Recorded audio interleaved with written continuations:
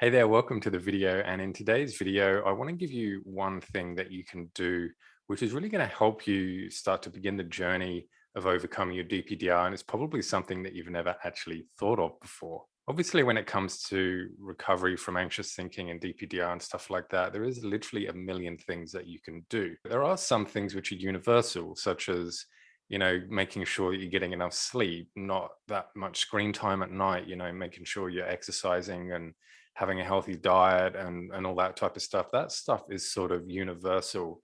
But there's also one thing which I think is universal as well, which no one really talks about and no one really mentions. And that thing is being kinder to yourself. Now, first of all, what do I mean by being kinder to yourself and how the heck does it even relate to DPDR? See, a lot of people actually blame themselves for getting DPDR in the first place. They'll say things like, if only I hadn't gone to that party and smoked that joint, if only I hadn't had that edible, if only I de-stressed myself a little bit more when I was working, or, whatever it is. There's a lot of blame there.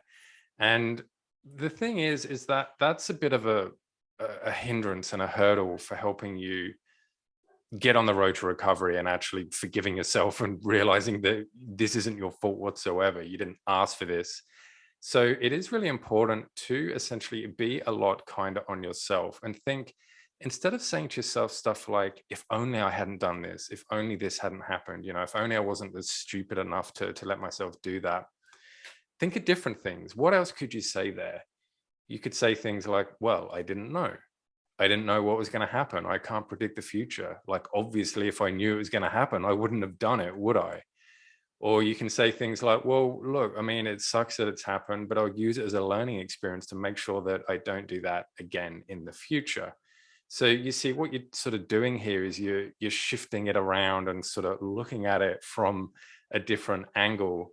So you might be wondering, well, what does even being kinder to yourself do?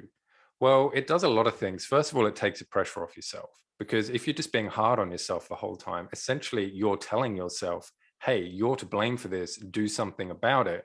But the part of you that is a little bit anxious or a little bit scared or is a little bit uneasy right now is sort of cowering, looking up at you going, well, how do I do that? What do I do? What's going on here? Why are you attacking me? So if you sort of take the pressure off a little bit and realize that, hey, this isn't your fault, you're not to blame, then your sort of rational self and your emotional self are going to be on the same page here. And your emotional self is going to be sort of looking and hearing your rational self and saying, you know what, that's really nice. Yeah, look, I mean, this isn't my fault. Maybe I can relax a little bit.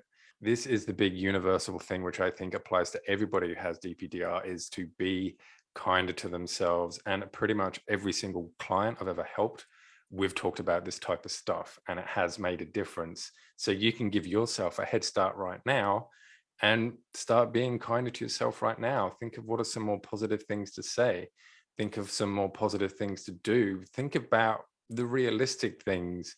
Don't just always go to the catastrophizing of, thinking all the negative stuff all the time. Look at it objectively, realistically.